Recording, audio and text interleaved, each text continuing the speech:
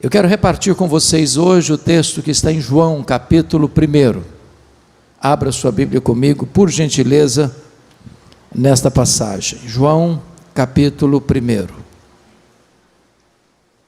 Evangelho de Cristo, conforme o relato de João, capítulo 1, versos de 1 a 14. Peço que depois da leitura você mantenha a sua Bíblia aberta nesse texto, por favor. Antes da leitura, eu preciso fazer algumas considerações. Os estudiosos afirmam que o Evangelho de João é a obra literária mais importante de toda a literatura mundial. E eu penso que eles têm razão em fazer essa afirmação. Nenhuma obra jamais foi tão traduzida para outros idiomas e tão largamente distribuída no mundo como o Evangelho de João. Já passam de 4 bilhões de exemplares. O Evangelho de João foi escrito quando os demais evangelhos, chamados sinóticos, Mateus, Marcos e Lucas, já circulavam nas igrejas há mais de 20 anos.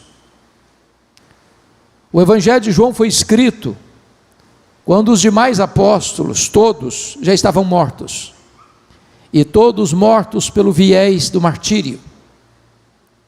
O Evangelho de João foi escrito no final do 1º século, para defender a fé cristã, de um ataque frontal, de uma heresia muito perigosa, que quase devasta a igreja nos 3 primeiros séculos, uma heresia chamada de gnosticismo, uma espécie de concubinato entre a fé judaica e a filosofia grega. Vocês sabem que um dos pilares do pensamento grego era o chamado dualismo. Para os gregos a matéria era essencialmente má e o espírito era essencialmente bom. Em virtude disso, os gregos negavam 3 doutrinas essenciais do cristianismo: a criação, a encarnação e a ressurreição.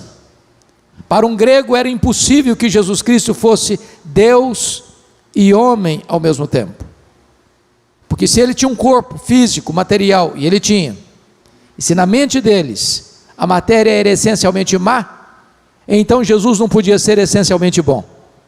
Se Jesus não podia ser essencialmente bom, ele não podia ser Deus. Logo começa a se negar, no final do 1º século, por causa desta influência, a doutrina da divindade de Jesus Cristo. E João escreve este evangelho para provar uma tese, a tese de que Jesus Cristo é verdadeiramente Deus, sem deixar de ser verdadeiramente homem. Ele não deixou de ser Deus ao encarnar-se, e ele não deixou de ser homem ao retornar para o céu como Deus. E aqui na introdução deste evangelho, João vai abrir as cortinas da eternidade, vai acender as luzes no palco da história, e vai revelar-nos o nosso glorioso Redentor. E João o faz assim: no princípio era o Verbo, e o Verbo estava com Deus, e o Verbo era Deus. O Verbo estava no princípio com Deus, todas as coisas foram feitas por intermédio dele, e sem ele, nada do que foi feito se fez. A vida estava nele, e a vida era a luz dos homens. A luz resplandece nas trevas, e as trevas não prevaleceram contra ela. Houve um homem enviado por Deus, cujo nome era João. Este veio como testemunha para testificar a respeito da luz, a fim de todos irem a crer por intermédio dele. Ele não era luz, mas veio para testificar da luz, a saber, a verdadeira luz que vinda ao mundo ilumina todo homem. O Verbo estava no mundo, o mundo foi feito por intermédio dele, mas o mundo não o conheceu. Veio para o que era seu e os seus não o receberam, mas a todos quantos o receberam, deu-lhes o poder de serem feitos filhos de Deus, a saber, aos que creem no seu nome, os quais não nasceram do sangue, nem da vontade da carne, nem da vontade do homem, mas de Deus.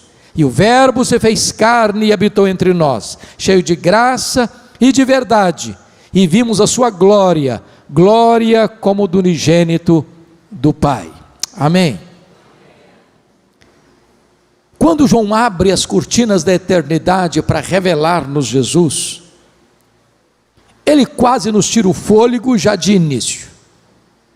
Ele começa assim: no princípio era o Verbo.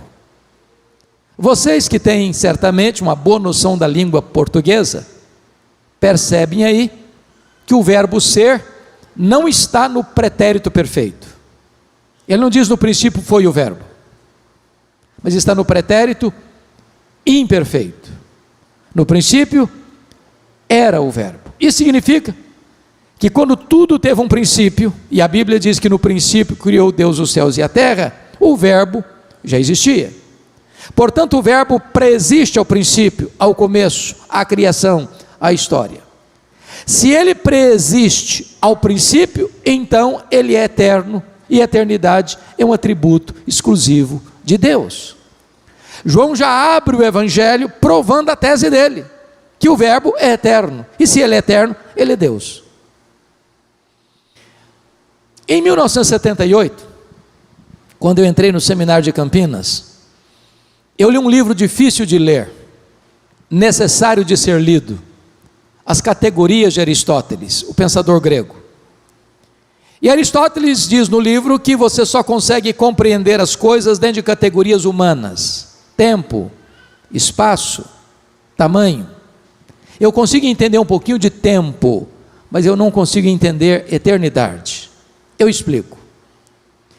Se você conseguir tirar, por exemplo, um ano de 1 milhão de anos, literalmente você não tem mais 1 milhão de anos, certo? Óbvio, claro.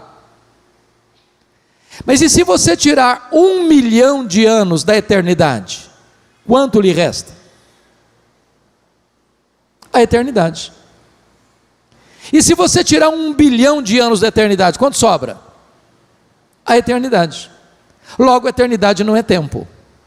Logo, você e eu não entendemos tão bem o que é eternidade. Sabe por quê? Porque a eternidade é um atributo exclusivo de Deus, e o verbo é eterno, portanto o verbo é Deus. E o verbo estava com Deus, de João. Essa expressão na língua grega significa que ele estava face a face com Deus.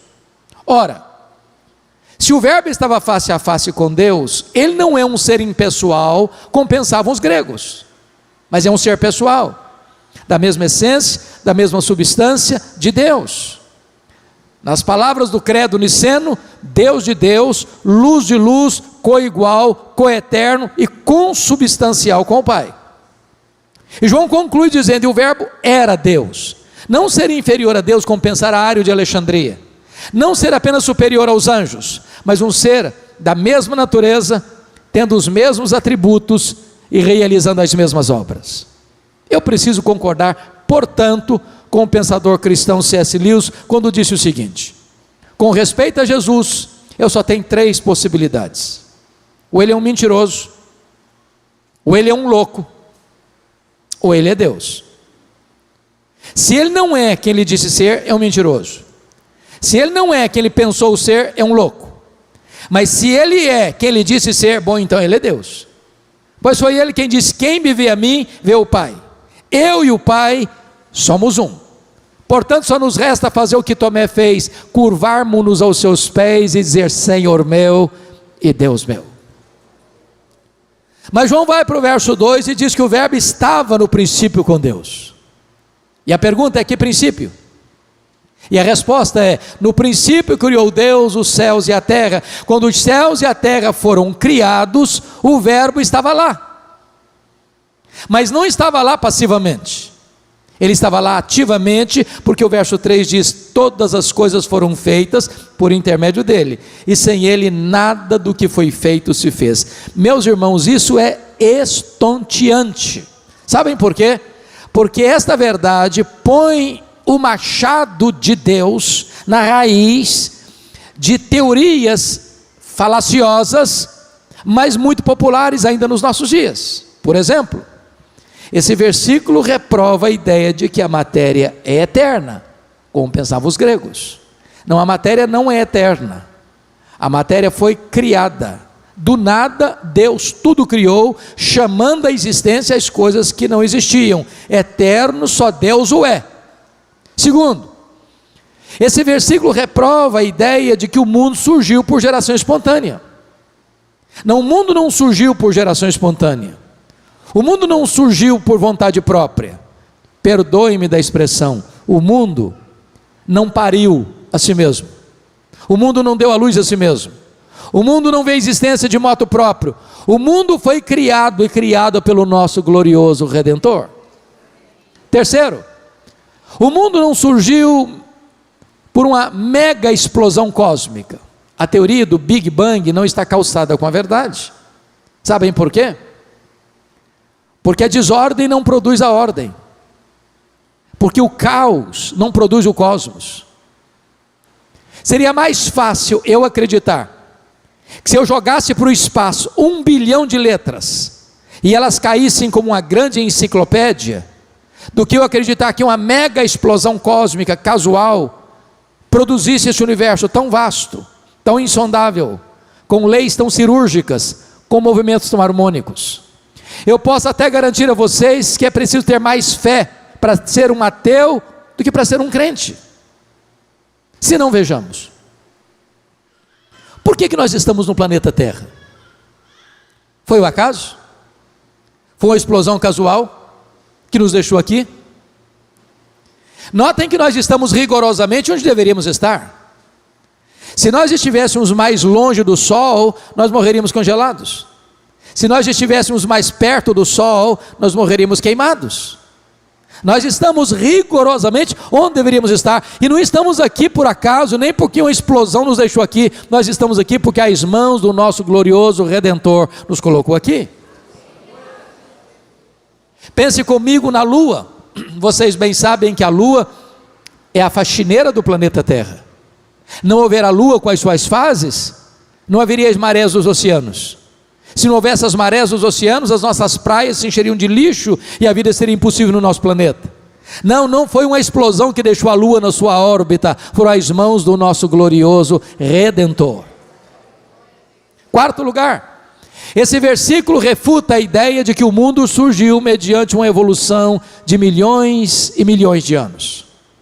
Vocês bem sabem que no ano que chegou aqui no Brasil, o nosso missionário pioneiro, Ashbel Green Simonton, em 1859, Charles Darwin publicava em Londres o seu livro A Origem das Espécies. No dia do lançamento, a primeira edição se esgotou. De lá para cá, a chamada teoria da evolução tem sido ensinada nas escolas, desde o ensino fundamental ao pós-doutorado, como uma verdade científica. Falta-lhes, entretanto, a evidência das provas. É muito importante entender que criacionismo não é artigo de fé, criacionismo não é artigo de religião, criacionismo é artigo de ciência. O que nós cremos pela fé não é que o mundo foi criado. O que nós cremos pela fé é que este mundo que foi criado e a ciência prova, foi criado por Deus. Isso é fé. Portanto, irmãos, não há nada mais importante na celebração do aniversário desta igreja do que trazer à memória esclarecida dos irmãos aquilo que tem sido a mensagem desta igreja por mais de um século: a pessoa bendita do Senhor Jesus Cristo, quem Ele é, quão grande Ele é, quão poderoso Ele é, quão digno de glória Ele é. Quando o profeta Isaías tratava da majestade de Deus, e ele está falando do Messias, porque é um texto messiânico, ele diz que o nosso Deus é aquele que mede as águas na concha da sua mão. Pense comigo no Pacífico, no Atlântico, no Índico, no Mediterrâneo, nos mares, nos rios, nas fontes. Dê uma pulada aqui no Atlântico, tente esvaziá-lo com um baldinho, veja quanto tempo você vai levar. Pois o seu glorioso Redentor mede as águas na concha da sua mão. Ele pesa o pó das montanhas em balança de precisão. Ele mede os céus a palmos. Ele espalha as estrelas do firmamento, e por ser forte em força e grande em poder, quando as chama pelo nome, nenhuma só delas vem a faltar. Ele olha para as grandes nações, as grandes potências econômicas e militares da terra, e considera todas essas nações como um pingo que cai num balde, como um pó numa balança de precisão, como um vácuo, como nada, como menos do que nada. Este é o seu glorioso Redentor. Agora pergunte a um astrônomo, por mais robusto que seja o seu conhecimento, por mais peregrina que seja a sua inteligência, qual é o tamanho exato do universo que o nosso glorioso Redentor mediu a palmos? Pergunte. Se ele for honesto, ele responderá assim: eu não sei. E quando ele está dizendo eu não sei, ele não está confessando uma ignorância absoluta, não. É que nenhum homem é capaz de dizer exatamente qual é o tamanho do universo. Isso é uma matéria em aberto, em estudo. Mas o que os cientistas já sabem e afirmam é que o nosso universo tem mais de 93 bilhões de anos-luz de diâmetro. E o que significa isso? Significa que se você voar a velocidade da luz, 300 mil quilômetros por segundo, nessa velocidade, você demorará mais de 93 bilhões de anos para ir de uma extremidade à outra do universo. E não há um centímetro desse universo onde o nosso glorioso Redentor não possa dizer: isso aqui é meu, eu criei isso aqui, sou o dono disso aqui e eu estou aqui. Este é o nosso glorioso Redentor. Pergunte a um astrônomo quantas estrelas existem. Sabe qual é a resposta dele? Eu não sei. O que eles afirmam, entretanto, é que há mais estrelas no firmamento do que todos os grãos de areia de todas as praias e desertos do nosso planeta. Vá um dia à praia, enche a concha da sua mão de areia, tenha a pachorra, melhor, a paciência, para contar quantos grãos de areia você consegue botar na concha da sua mão. Agora nas férias de janeiro, pastor, eu fui fazer essa experiência. Enchi a concha da mão de areia e comecei a contar. 1, 2, 10, 20, 50, 100, 150, 200, 300, 400. Eu parei. Não tinha contado a ponta do dedo ainda. Pois há mais estrelas no firmamento que todos os grãos de areia de todas as praias e desertos do nosso planeta. E o nosso glorioso Redentor não apenas criou todas elas, ele batizou cada uma delas pelo nome. E por ser forte em força e grande em poder, quando a chama pelo nome, nenhuma só delas vem a faltar. Este é o nosso glorioso Redentor. Todas as coisas foram feitas por intermédio dele, e sem ele nada do que foi feito se fez. Até o século passado, nós estávamos pasmos com a grandeza insondável do macro-universo. De lá para cá, nós estamos boquiabertos com a grandeza insondável do micro-universo. Por exemplo, se você voltar para casa nesta noite, e for lá no seu quintal, se você mora numa casa, ou lá na sua varanda, se você mora num apartamento, e pegar uma folha de uma planta, por mais tenra que seja essa folha, talvez ela é mais complexa do que a cidade de João Pessoa. Se você for na sua geladeira e pegar um ovo, quebrá-lo numa frigideira, a gema daquele ovo é mais complexa do que qualquer máquina que o homem jamais inventou. Dr. John Wilson, catedrático de Harvard, uma das maiores autoridades no mundo em oftalmologia, diz que você e eu temos em torno de 10 milhões de fios duplos encapados em cada um dos nossos olhos, e se não for assim, haveria um curto-circuito e nós ficaríamos cegos. Dr. Marshall Nirenberg, prêmio Nobel de Biologia, fez uma das mais fantásticas descobertas no século passado. Ele descobriu que você e eu somos um ser programado geneticamente, computadorizadamente programados. Ele descobriu que você e eu temos em torno, ou até mais, de 60 trilhões de células vivas no nosso corpo. E descobriu mais: cada uma dessas células tem 1,70 m de fita DNA, onde estão gravados e computadorizados todos os nossos dados genéticos, a cor dos nossos olhos, a cor da nossa pele, o nosso temperamento. Se você espichar a fita DNA do seu corpo, você terá 102 trilhões de metros de fita DNA, você terá 102 bilhões de quilômetros de fita DNA no seu corpo. Dá para dar diversas voltas no sistema planetário. Mais tarde o Dr. Loy vai afirmar que códigos de vida não se originam espontaneamente, não se originam de uma evolução de milhões e milhões de anos. Códigos de vida foram plantados em você pelo Deus Todo-Poderoso, Criador dos céus e da terra, e este é o nosso glorioso Redentor. Quando nós vamos para o verso 4, João quase nos tira o fôlego de novo, porque diz assim: a vida estava nele, e a vida era a luz dos homens. Meus amados, tudo que tem vida, só tem vida porque recebeu vida dele, o nosso glorioso Redentor. Anjos, homens, animais, o universo, enfim. Mas alguém pergunta: mas quem criou Deus? Resposta: ninguém, ele não foi criado, ele é o Criador. Alguém pergunta: mas quando ele passou a existir? Resposta: ele não passou a existir, ele é o Pai da eternidade. O simples fato de você e eu estarmos aqui nesta noite, e eu não estou falando em virtude de uma pandemia que assolou o mundo, ceifando mais de 6 milhões de pessoas. O simples fato de você e eu estarmos aqui nesta noite é uma prova que Jesus existe. Porque a Bíblia diz que nele vivemos, nos movemos e existimos. Ele quem nos dá a vida, a respiração e tudo mais. Se ele fechar a torneira de oxigênio, você cai e vira pó. Mas João prossegue dizendo que ele é a luz, e a luz resplandece nas trevas, e as trevas não prevaleceram contra ela. Isso é magnífico, sabe por quê? Porque não tem páreo para Jesus.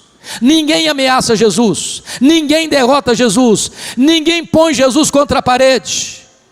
Ele é a luz, e quando a luz chega, as trevas têm que bater em retirada. Nem você nem eu jamais vimos e jamais veremos, em qualquer tempo ou em qualquer lugar, a luz ter medo das trevas. Por mais frágil que seja a luz, e por mais trevosa que seja a treva, quando a luz chega, a treva tem que ir embora. Sabe o que significa isso?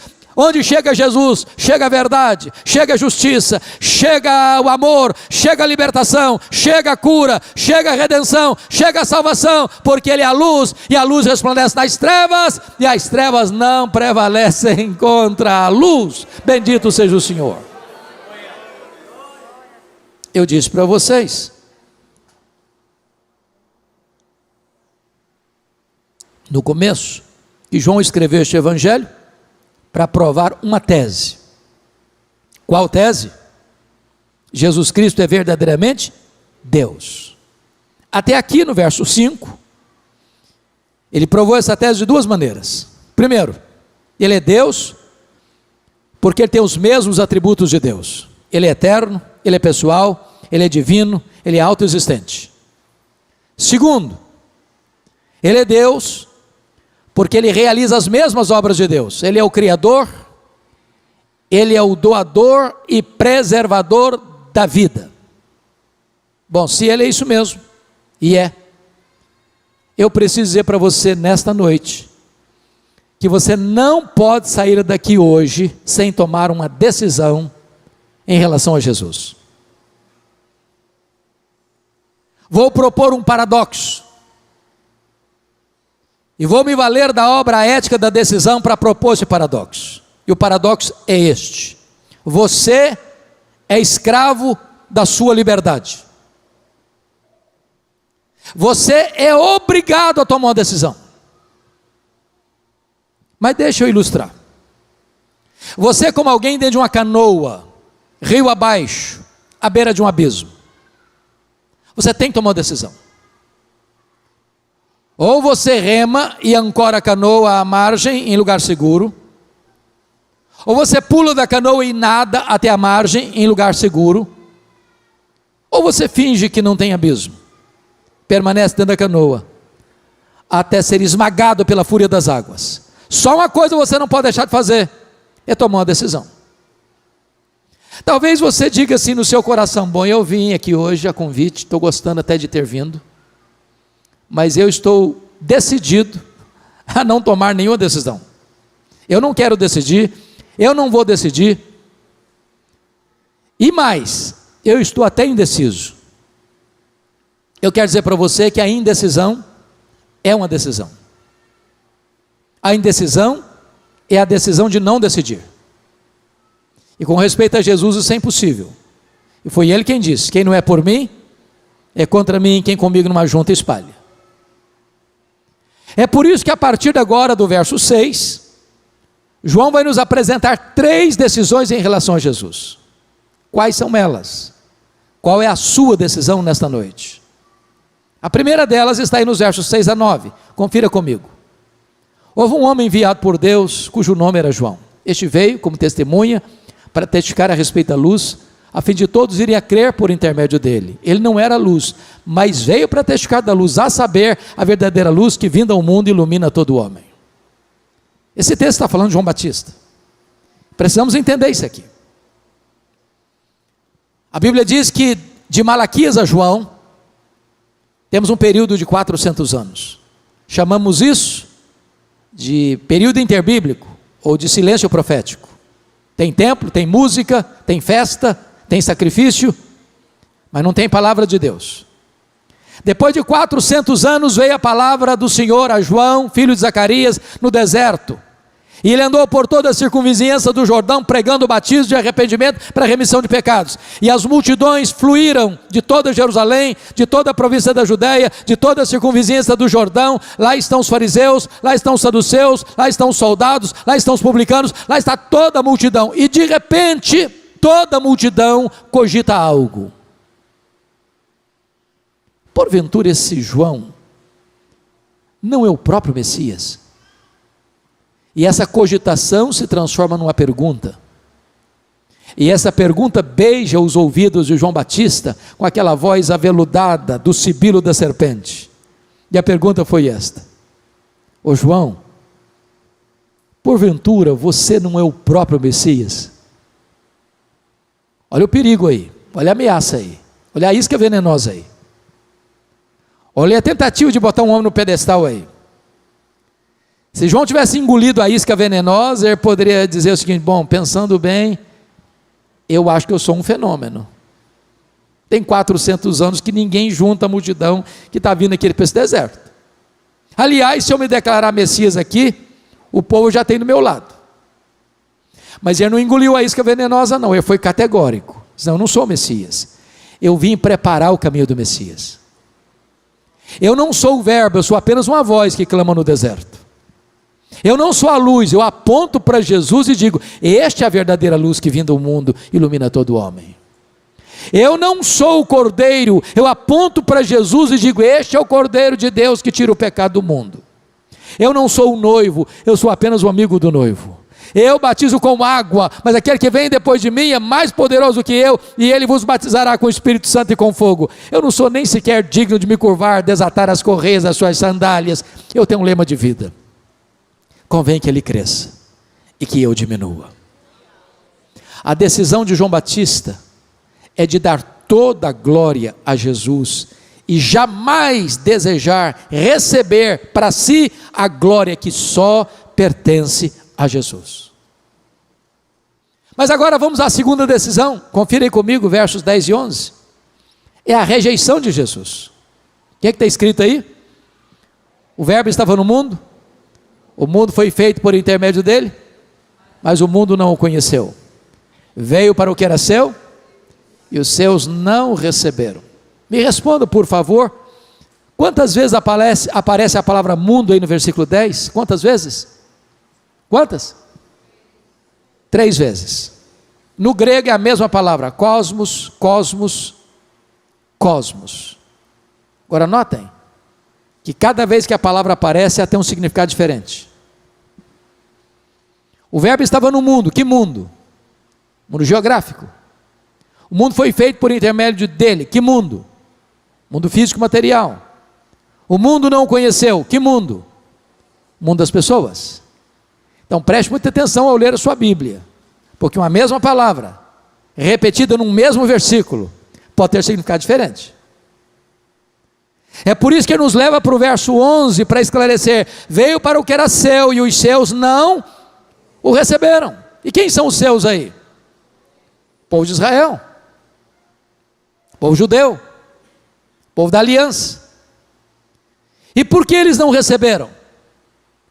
Por falta de evidências? Não, por falta de fé. Por falta de luz? Não, por falta de olhos. Todo o Velho Testamento aponta para Jesus. Ele é a semente da mulher que nasceu para esmagar a cabeça da serpente. Ele é o descendente de Abraão, de onde Deus suscita uma numerosa descendência, como as estrelas do céu e as areias da praia. Ele é representado pelo Cordeiro da Páscoa. Ele é representado pelo maná que caiu do céu, pela água que brotava da rocha. Ele é representado pela coluna de fogo e pela coluna de nuvem. Ele é representado pelo tabernáculo. Ele é representado pela arca da aliança. Ele é representado pelo templo. Ele é representado pelas festas. Ele é representado pelos sacrifícios. Ele é representado pelo sábado. Tudo era sombra dele. Ele é a realidade. Então, na plenitude dos tempos, ele veio, nascido de mulher, nascido sob a lei, o verbo se fez carne, e ele andou por toda parte, fazendo bem, libertando os oprimidos do diabo. Os cegos viram, os surdos ouviram, os mudos falaram, os coxos andaram, os mortos ressuscitaram, mas os seus não o receberam. Cuidado, para que diante de tanto conhecimento você ainda negue e rejeite a Jesus Cristo. E a Bíblia troveja os seus ouvidos. Como escaparemos nós se negligenciarmos tão grande salvação? Deus tem me dado a bênção de levar caravanas a Israel todos os anos, nos últimos 10 anos pelo menos. E uma das grandes tristezas quando a gente chega em Jerusalém, mormente, é ir lá no monte, lá no Muro das Lamentações. E você tem crianças, jovens, velhos, lendo a lei e orando fervorosamente, aguardando ainda o Messias, que já veio há 2000 anos, na pessoa de Jesus de Nazaré. O véu ainda está posto no rosto, veio para o que era seu, e os seus não o receberam. A rejeição de Jesus. Mas agora vem a terceira decisão. Confira comigo nos versos 12 e 13, que é a aceitação de Jesus. Mas a todos quantos o receberam, deu-lhes o poder de serem feitos filhos de Deus, a saber, aos que creem no seu nome, os quais não nasceram do sangue, nem da vontade da carne, nem da vontade do homem. Chama a atenção dos irmãos para um ponto muito importante e muito simples. Na língua portuguesa nós chamamos de conjunção adversativa. Mas, porém, entretanto, todavia, está contrastando o que ele disse antes, a rejeição de Israel, com a possibilidade de uma porta aberta agora para todos, mas a todos quantos o receberam, deu-lhes o poder de serem feitos filhos de Deus. A grande pergunta é: todos quantos? Todos quem? E a resposta é: todos judeus, todos gentios, todos homens, todos mulheres, todos crianças, todos jovens, todos velhos, todos ricos, todos pobres, todos doutores, todos analfabetos, todos religiosos, todos não religiosos, todos brancos, todos amarelos, todos pardos, todos negros, não importa de onde você vem, não importa para onde você vai, se você receber a Jesus, você recebe o poder de ser feito filho de Deus. É claro que nem todos são filhos de Deus. Ser filho de Deus não é coisa natural. Ninguém é filho de Deus porque nasce num país chamado cristão. Ninguém é filho de Deus porque nasce numa família chamada cristã. Ninguém é filho de Deus porque frequenta uma igreja chamada cristã. Aqui no Brasil nós conhecemos um ditado popular que diz assim: filho de peixe, peixinho é. Mas não é verdade que filho de crente, crentinho é. Para ser filho de Deus, tem que nascer do Espírito, tem que nascer da água e do Espírito, tem que nascer de novo, tem que nascer de cima, tem que nascer de Deus, tem que ter uma nova mente, um novo coração, uma nova vida, uma nova família, uma nova herança, uma nova pátria, tem que ser nova criatura. É por isso que João não quer que você saia daqui hoje confuso acerca do que significa ser filho de Deus, e ele detalha isso no verso 13, confirem comigo: os quais não nasceram do sangue. O que significa isso? Significa que ser filho de Deus não é algo hereditário. Alguém pergunta assim: e você? É filho de Deus? A pessoa responde assim: mas é claro que eu sou filho de Deus. Uai, o meu pai é o pastor da igreja. A minha mãe é uma santa mulher de oração. Ô gente, eu não sou filho de pastor. Ser filho de pastor deve ser coisa boa, deve ser, eu não sei, deve ser. Ter uma mãe de oração com certeza é algo fantástico, mas isso não faz de ninguém filho de Deus não. Outro pergunta assim: você é filho de Deus? Eu falei: mas é claro, eu sou presbiteriano desde o berço. Ser presbiteriano desde o berço é uma coisa maravilhosa, mas isso não faz de ninguém filho de Deus também não. Outros dizem: não, você é filho de Deus, mas é claro, eu sou calvinista, reformado, convicto. Ser calvinista e reformado, convicto é coisa boa, mas faz de você filho de Deus também não. Para você ser filho de Deus, você tem que nascer de novo, nascer de cima, nascer do alto, nascer de Deus. Segundo, os quais não nasceram do sangue, nem da vontade da carne. Sabe o que significa isso? Nenhum de nós tem autoridade, tem competência para nos autoproclamarmos filhos de Deus. Então, vou ilustrar isso. Vocês moram numa cidade praiana, quente, né? Então chega um dia de feriado longo, vocês vão querer mudar de ares, vão querer procurar um lugar de montanha. E aí imagine que você vai para a montanha mais bonita que tem na Paraíba ou fora dela. Aí você chega lá naqueles picos, beijados pelas nuvens, o arvoredo frondoso, cuja cabeleira esvoaça pelo soprar do vento, a relva verde farfalhante, um regato de águas cristalinas rasgando as entranhas da terra, jardins engrinaldados de flores, com as pétalas aveludadas exalando o mais inebriante perfume, o passaredo a cantar, as borboletas enchendo o ar de muitas cores, e a brisa tocando o seu rosto, de uma maneira gostosa e suave, e você encantado e tomado de emoção, de você quer saber de uma coisa? A partir de hoje eu me faço filho de Deus. Bonito, não? Mas impossível. Impossível. Só o próprio Deus pode fazer de você seu filho. E Ele tem uma única condição e nunca abriu mão dela. A todos quantos receberam a Jesus, Deus o Pai deu-lhes o poder de serem feitos seus filhos. E João conclui dizendo: os quais não nasceram do sangue, nem da vontade da carne, nem da vontade do homem. Sabe o que significa isso?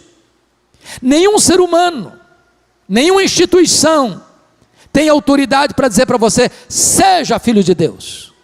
Nem os patriarcas, nem os profetas, nem os apóstolos, nem Paulo, nem Pedro, nem Maria, nem os pais da igreja, nem os reformadores, nem os avivalistas, nem o papa, nem o sacerdote, nem o pastor, nem o missionário, nem o bispo, nem a igreja presbiteriana, nem qualquer concílio eclesiástico tem esse poder. Só o próprio Deus pode dar esse poder a você. A salvação não está na mão da igreja, a salvação está na mão de Deus. É Deus quem dá a salvação e dá a todo aquele que recebe a Jesus como seu Salvador pessoal.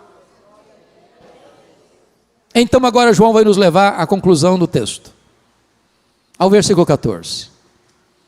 E me permita dizer isso. O versículo 14, irmãos, trata do maior mistério do cristianismo. Quem disse isso foi Atanásio.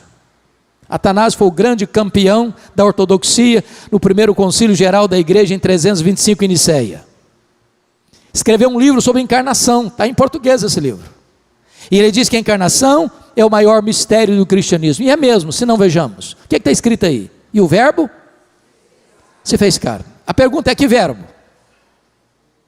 E a resposta é: o verbo eterno, o verbo pessoal, o verbo que é divino, o verbo que é autoexistente, o verbo que é o Criador, o verbo que é Deus, infinito, imenso, eterno, imutável, onipotente, onipresente, onisciente, transcendente, soberano, que nem os céus dos céus pode contê-lo.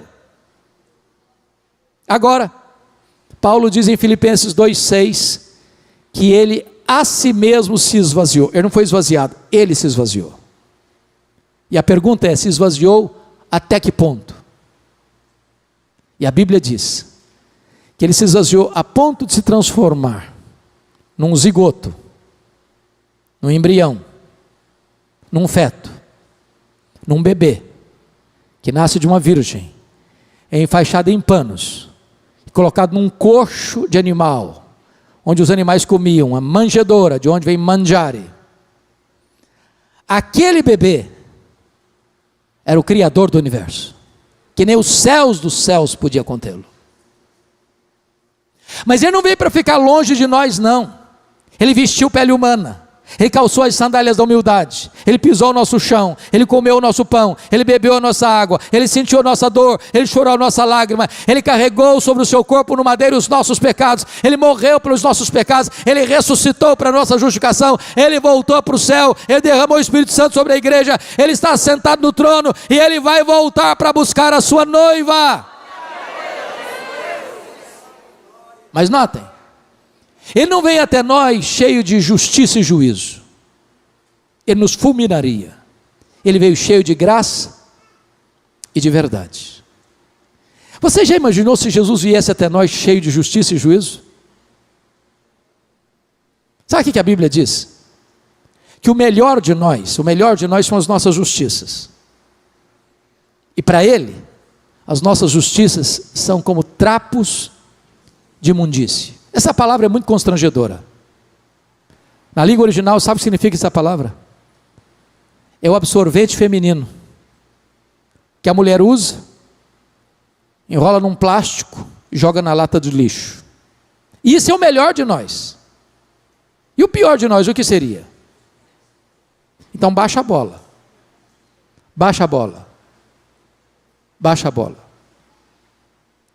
É por isso que ele veio até nós cheio de graça, nos apanhou arruinados, sujos, contaminados, depravados, condenados, mortos em nossos delitos e pecados, e ele nos deu vida, e ele nos limpou, e ele nos lavou, e ele nos restaurou, e ele nos fez assentar com ele nos lugares celestiais, como membro da família de Deus. E João conclui assim: e vimos a sua glória, glória como do unigênito do Pai. Todos vocês, bem instruídos que são, sabem que glória não é um atributo de Deus, como é a santidade, a justiça, a misericórdia. Glória é um termo teológico que significa o resplendor pleno de Deus com todos os seus atributos. Por exemplo, quando Deus mandava um profeta no Velho Testamento, ele apontava para um ou para outro atributo. Isaías enfatizou a santidade, Amós enfatizou a justiça, Oséias enfatizou a misericórdia. Quando Jesus Cristo veio, ele não veio para falar deste ou daquele atributo, ele veio para revelar o Pai. Sabe por quê? Porque ele era a exata expressão do Pai. Ele era o resplendor da glória, nele habitou corporalmente toda a plenitude da divindade. Por isso só ele pode dizer: quem me vê a mim, vê o Pai, porque eu e o Pai somos um. Então está provada a tese de João. Mas eu não posso terminar sem trazer duas considerações muito importantes. Sabe o que me choca positivamente, me deixa extasiado? É que quando João vai para o restante do livro, ele vai seguir a mesma toada, provando a mesma tese e usando os mesmos argumentos apresentados na introdução. Por isso é uma tese este evangelho. Já na introdução ele apresenta todo o conteúdo. O que João vai fazer? Se você ler o último versículo do evangelho, está escrito aí no último versículo deste evangelho, que se todos os sinais que Jesus operou fossem relatados, registrados em livros, numa linguagem hiperbólica, o mundo inteiro não caberia, os livros. O que ele vai fazer então? Desses muitos ele vai selecionar 7 milagres. Por que 7? Número da perfeição. Para provar uma tese: se ele faz as mesmas obras de Deus, então ele é Deus. Primeiro milagre, capítulo 2, ele transforma água em vinho. Segundo milagre, capítulo 4, ele cura o filho do oficial. Terceiro milagre, capítulo 5, ele cura o paralítico de Betesda. Quarto milagre, capítulo 6, ele multiplica pães e peixes. Quinto milagre, capítulo 6, ele anda sobre o mar. Sexto milagre, capítulo 9, ele cura o cego de nascença. Sétimo milagre, capítulo 11, ele ressuscita Lázaro. Se ele faz as mesmas obras de Deus, então ele é Deus. Mas João vai provar no evangelho todo que ele é Deus também, porque tem os mesmos atributos de Deus. O que é que João vai fazer? Vai pegar um versículo que Jesus disse em João 8,58, antes que Abraão existisse, eu sou. Eu sou é o grande nome de Deus revelado a Moisés no Sinai. É o nome Javé, ou o nome Iavé. Se você ler num livro Javé e no outro Iavé, não fica triste não. No hebraico a letra J e a letra I é a mesma letra.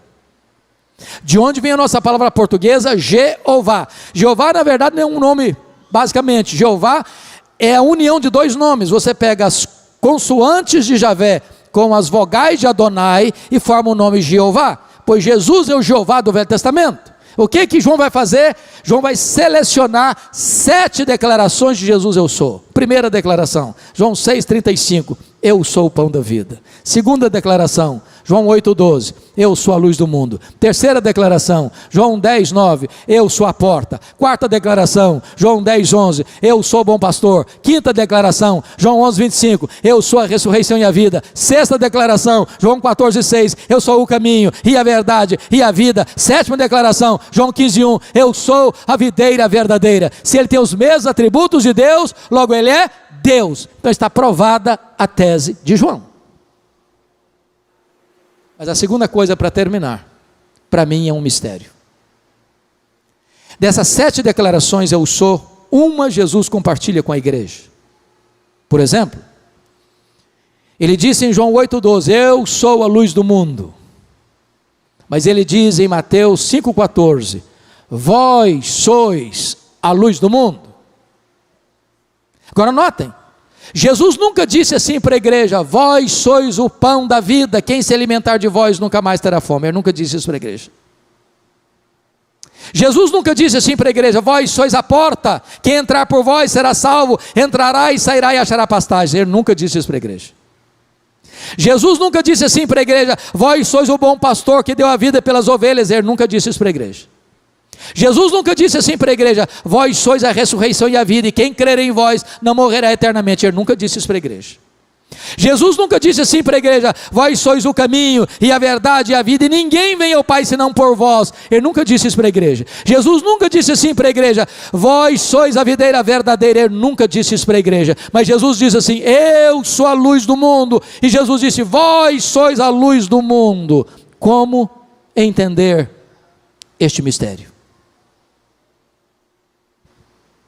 Para explicar esse mistério, me permitam 2 perguntas. Primeira pergunta: o sol brilha? Sim, o sol brilha. Por que o sol brilha? Porque o sol tem luz própria. Por que Jesus brilha? Porque ele é o sol da justiça. Ele é a verdadeira luz que, vinda ao mundo, ilumina a todo homem. Segunda pergunta: a lua brilha? Sim, a lua brilha. Mas como a lua brilha? A lua não tem luz própria. A lua só brilha na medida em que ela reflete a luz do sol. Então preste atenção nisso. A igreja não é luz do mundo na mesma medida que Jesus é luz do mundo. A igreja não tem luz própria. A igreja só é luz do mundo na medida em que ela reflete no mundo a luz de Cristo, a verdadeira luz que, vinda ao mundo, ilumina todo homem. Então sabe qual é o papel da primeira igreja presbiteriana de João Pessoa? É sair pelas ruas, pelas praças, pelas avenidas, pelos hospitais, pelas universidades, pelas escolas, pelo comércio, pela indústria, pelos campos, levando essa luz e deixando essa luz brilhar. Porque não é sobre nós, é sobre Ele, a quem rendemos a honra, a glória e o louvor, agora e pelos séculos eternos. Aleluia. Amém.